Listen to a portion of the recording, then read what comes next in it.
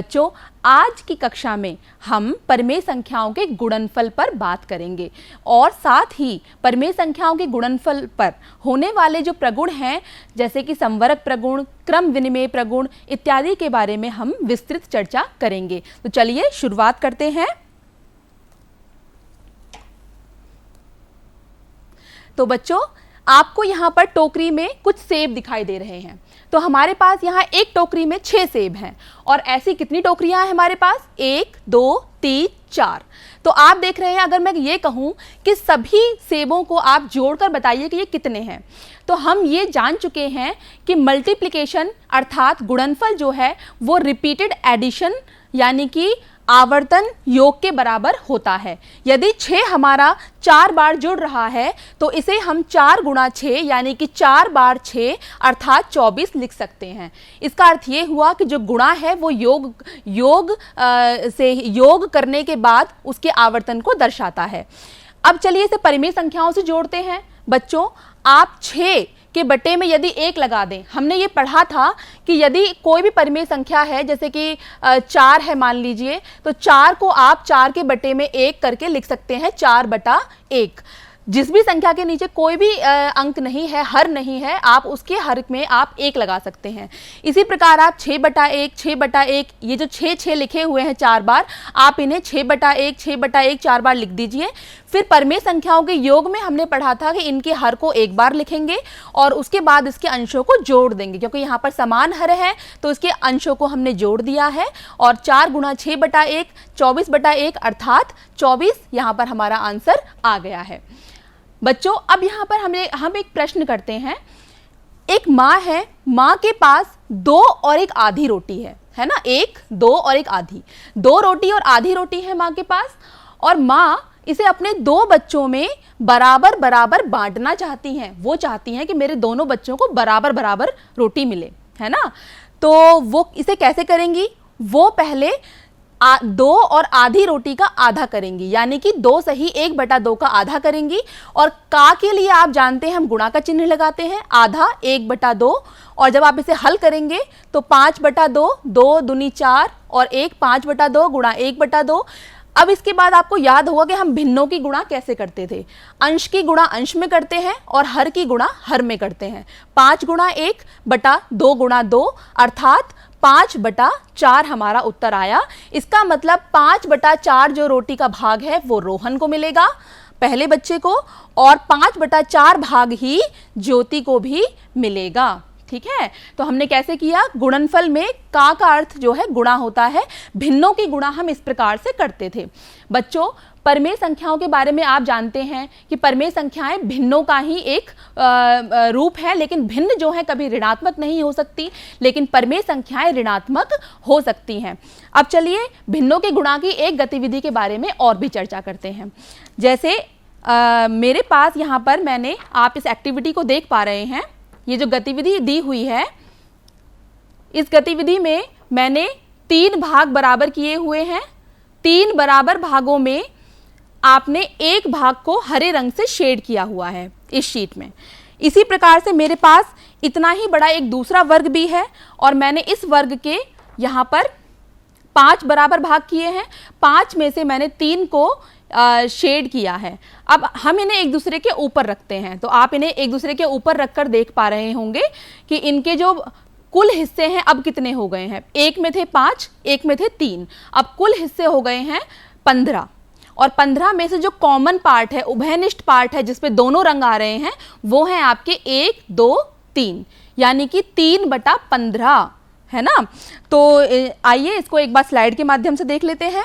जैसे कि मैंने क्या किया था, एक शीट पर मैंने एक रंग किया हुआ था, इसे आप बोलेंगे 3 हिस्सों में से 1 अर्थात 1/3, 5 हिस्सों में से 3, 3/5, और जब आपने इन दोनों को एक दूसरे के ऊपर रखा तो ये 3/15, और जब आपने इसको हल किया, जब हम लोग सरलतम रूप में इसे लिखेंगे तो ये कहलाएगा 1/5। तो इसका अर्थ क्या हुआ कि जब भी आप 2 परिमेय संख्याओं की गुणा करते हैं, P/Q और R/S, तो आप क्या करते हैं? दोनों अंशों की गुणा करते हैं, अंश की गुणा अंश से, और इसी प्रकार आप हर की गुणा हर से भी कर देते हैं। तो इस प्रकार हम गुणा की क्रिया को करते हैं। अब परिमेय संख्याओं में जो गुणा होती है उसमें भी यही नियम लागू होगा, क्या कि यदि p बटा q और r बटा s दो परिमेय संख्याएं हैं तो अंश की गुणा अंश से और हर की गुणा हर से की जाएगी। बच्चों, भिन्नों में तो सारे चिन्ह धनात्मक होते हैं, लेकिन परिमेय संख्याओं में तो अलग अलग चिन्ह होते हैं। परिमेय संख्याएं धनात्मक भी हो सकती हैं, ऋणात्मक भी हो सकती हैं, प्लस चिन्ह के साथ भी हो सकती हैं, माइनस चिन्ह के साथ भी हो सकती हैं। तो बच्चों, यहाँ पर हमें चिन्हों की गुणा करनी भी बहुत ज़रूरी है। तो चिन्हों की गुणा कैसे करेंगे, आपको बहुत ध्यान रखना है कि हमें चिन्हों की गुणा कैसे करते हैं। तो चिन्हों की गुणा देखिए, धनात्मक यानी कि प्लस प्लस माइनस माइनस, इस नियम को ऐसे याद रखिए, plus minus minus plus plus plus minus minus plus. आपको एक चीज ध्यान रखनी है, जब दोनों चिन्हों का निशान एक जैसा हो तो आपका आंसर प्लस आएगा, जैसे माइनस माइनस प्लस और प्लस प्लस प्लस। और जब भी आपके दोनों जो चिन्ह है वो अलग अलग होंगे तब आप इसमें माइनस का चिन्ह लगाएंगे, ऋणात्मक चिन्ह लगाएंगे। ऐसे ही यदि माइनस और प्लस होगा तब भी आपका आंसर यहाँ पर माइनस ही आएगा। तो चिन्हों की गुणा करनी अति आवश्यक है, इसका आपको खास ध्यान रखना है। चलिए अब यहाँ पर एक हम सवाल को हल करते हैं। तो हमें सवाल दिया हुआ है कि -16 बटा 3 को -15 से गुणा कीजिए।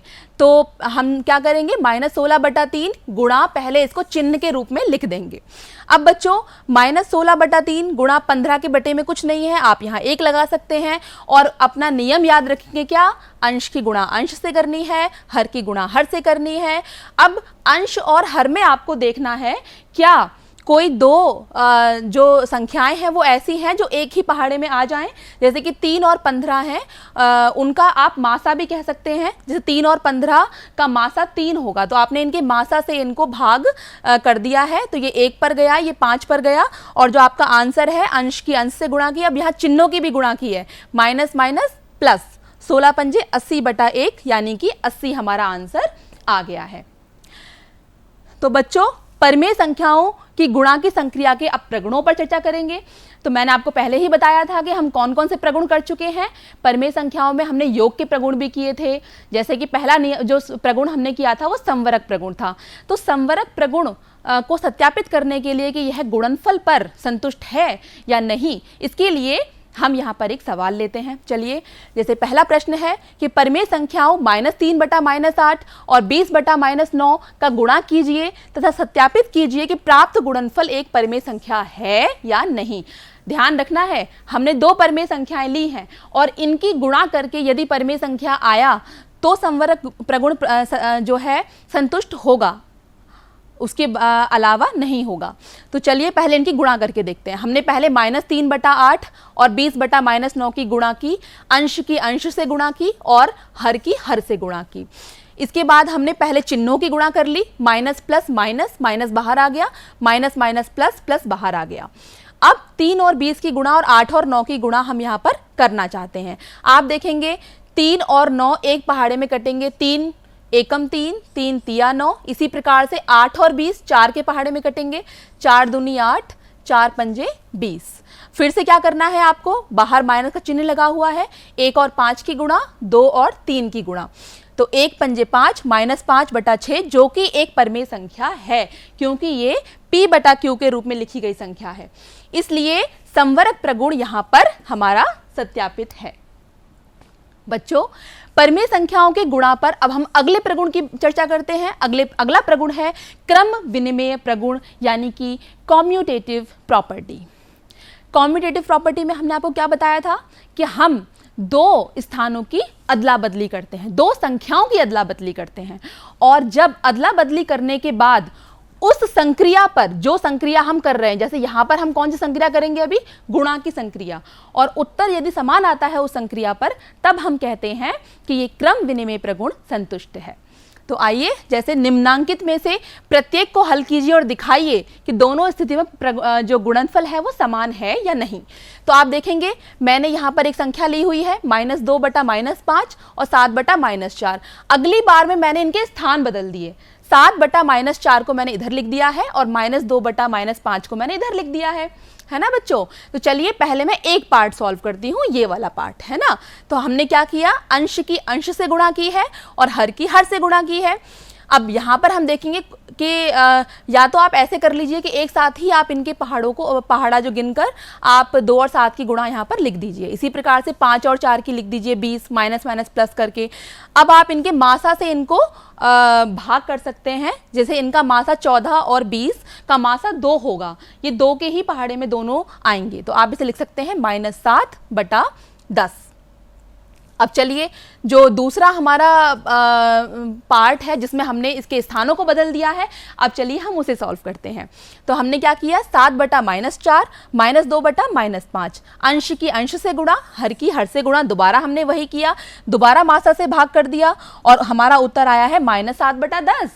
इसका अर्थ क्या हुआ कि दोनों का स्थान बदलने पर गुणा की संक्रिया में जो हमारा उत्तर है वो नहीं बदला। इसका मतलब ये है कि क्रम विनिमय प्रगुण गुणा की संक्रिया पर परिमेय संख्याओं में संतुष्ट है। चलिए अब हम अगले प्रगुण के बारे में चर्चा करने से पहले इसके निष्कर्ष पर बात कर लेते हैं कि हमने क्या निष्कर्ष निकाला। यदि P/Q और R/S दो परिमेय संख्याएं हैं तो उनका जो गुणनफल है P/Q गुणा R/S यह भी एक परिमेय संख्या होगा और इसीलिए परिमेय संख्याओं में इस संक्रिया पर यानी कि गुणा की संक्रिया पर संवरक प्रगुण का पालन होता है। निष्कर्ष नंबर 2, यदि P/Q और R/S दो संख्याएं हैं तो आपने क्या देखा था कि इनकी स्थान की अदला बदली करने पर उत्तर समान रहता है, तो आपने इनके चिन्हों को बदल दिया है ना। तो इसका मतलब यह है कि गुणा की संक्रिया क्रम विनिमय प्रगुण का पालन करती है। चलिए बच्चों, अब हम यहाँ पर एक प्रश्न का अभ्यास करते हैं, प्रयास करते हैं कि इसे हम कर पाते हैं या नहीं। पहले एक प्रश्न को लेते हैं, अन्य प्रश्न भी आ गए थे। 3/11 गुणा 7/-12 और यहाँ पर 7/-12 और यहाँ पर आपको रिक्त स्थान दिया है, तो बताओ क्या आएगा। यहाँ पर आप देख रहे हैं गुणा की संक्रिया हो रही है, दो संख्याएं आपको दी हुई हैं और इस संख्या ने इसका स्थान ले लिया है, तो क्या होगा अब आगे, क्रम विनिमय प्रगुण के अनुसार 3/11 यहाँ पर आ जाएगा, है ना। चलिए अगला प्रश्न करते हैं। निम्नांकित कथन में गुणा की संक्रिया करके सत्यापित करना है कि -12/25 और 15/-10 बराबर है 15/-10 गुणा -12/25। तो बच्चों पहले हम इसकी लेफ्ट हैंड साइड चेक करते हैं कि लेफ्ट हैंड साइड हमारी क्या आएगी, यानी कि बायां पक्ष, बाईं तरफ जो हमें दिया है वो बायां पक्ष है। चलिए इसे हल करते हैं। -12/25 और उसको गुणा किया हमने, अंश को अंश में गुणा किया और हर को हर में गुणा किया, और हाँ भूलना नहीं है कि हमने इनके चिन्हों को भी गुणा किया है। माइनस प्लस क्या होगा यहाँ, माइनस, और माइनस प्लस क्या होगा, माइनस, और दोनों माइनस एक दूसरे से बाद में हम इन्हें काट भी सकते हैं। तो इसके बाद हम लोगों ने क्या किया, 12 और 10 को 2 के पहाड़े में काटा। देखिए मैं दोबारा से दिखाती हूँ, 12 और 10 को काटा है 2 के पहाड़े में, 2 छिक 12, 2 पंजे 10। इसी प्रकार से 15 और 25 को हमने 3 और 5 पर काट दिया है। तो हमारा जो उत्तर है वो क्या आया है, 6 गुणा 3, 5 गुणा 5 यानी कि 18/25। चलिए अब हम दाएं पक्ष को हल करते हैं, हमारा राइट हैंड साइड। तो इसमें भी हमने वही किया, पहले चिन्हों की गुणा की है, चिन्हों की गुणा करना बहुत जरूरी है। Minus plus minus, minus plus minus, अंश की अंश से गुणा, हर की हर से गुणा। तो अब आप देखिए फिर से वही करना है। अब जो माइनस माइनस के निशान है वो एक दूसरे से कट गए हैं। अब यहाँ पर आपने 15 और 25 को इनके मासा से काटा, इसी प्रकार से आपने 12 और 10 को इनके मासा से काटा, आपको प्राप्त हुआ अंश में 3 गुणा 6, हर में प्राप्त हुआ है 5 गुणा 5। तो उत्तर आया 18/25, यानी कि left hand side right hand side के बराबर है, बायां पक्ष दाएं पक्ष के बराबर है।